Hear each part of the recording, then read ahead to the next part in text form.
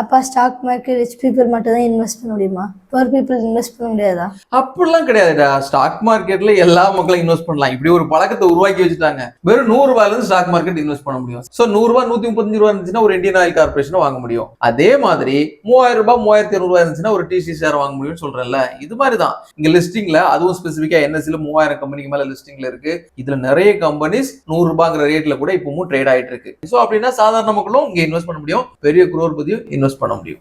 ஆனா ₹100 கீழே கிடையாதாப்பா? ₹1 கீழே இருக்கு, ₹10 கீழே இருக்கு, ₹100 கீழே இருக்கு, நிறைய இருக்கு. நம்பர் 1ல இருந்து நம்பர் 50 வரைக்கும் முதல் தரமான கம்பெனிகள் நிப்டி 50 சொல்றோம். அதே மாதிரி சென்செக்ஸ் எடுத்துக்கிட்டா நம்பர் 1ல இருந்து 30 வரைக்கும் முதன்மையான கம்பெனிகள் சொல்றோம்ல. இப்படி வரைமுறைப்படுத்தி எக்ஸ்சேஞ்சே நமக்கு கொடுக்கும்போது எதுக்கு தேவையில்லாம போய் ரிஸ்க் எடுக்கணும்?